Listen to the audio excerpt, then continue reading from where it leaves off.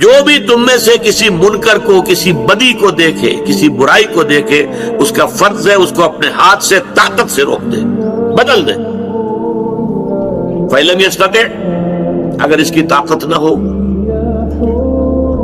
وہ شریر لوگ بہت طاقتور ہیں، آپ کے پاس طاقت نہیں ہے، آپ مقابلہ کرنے کی پوزیشن میں نہیں ہے، آپ انہیں چیلنج نہیں کر سکتے، لہذا طاقت استعمال نہ کیجئے، لیکن فَإِلَّمْ يَسْتَطِعْ فَبِلِسَانِهِ، زبان سے تو استعمال کریں۔ بھائیو خدا کے لیے باز آ جاؤ۔ آپ اپیل کے انداز میں بھی کہہ سکتے ہیں، دیکھیے یہ کام اچھا نہیں ہے، یہ برا کام ہے، خدا کے لیے چھوڑ دو، اللہ کے غضب کو دعوت نہ دو، زبان سے تو کہو۔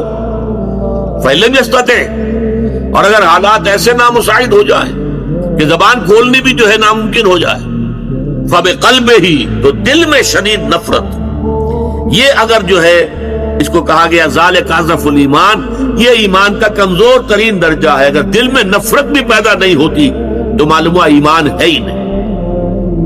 اقبال کا بڑا پیارا شعر ہے، وائے ناکامی متاع کارواں جاتا رہا، کارواں کے دل سے احساس زیاں جاتا رہا۔ آپ بدی کو دیکھیں اور آپ بے چین بھی نہ ہو کہ کیا ہو رہا ہے، میں روک نہیں سکتا، اپنی جو ہے اس وقت مجبوری اور عاجزی کا احساس ہو، اور ایک احساس محرومی کا ہو کہ یہ میں نہیں کر پا رہا، لیکن یہ ہو کیا رہا ہے، دل میں صدمہ تو ہو، راتوں کی نیندیں تو حرام ہو، یہ تو ہو کم سے کم۔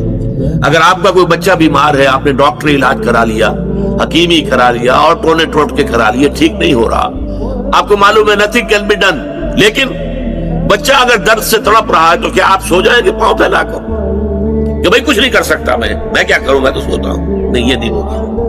بچہ اگر تڑپ رہا ہے تو آپ بھی جاگیں گے، کم سے کم یہ تو ہوگا۔ تو اگر اللہ کے دین کی یہ کیفیت ہو تو صدمے کی، رنج کی ایک کیفیت تو آپ پر طاری ہونی چاہیے۔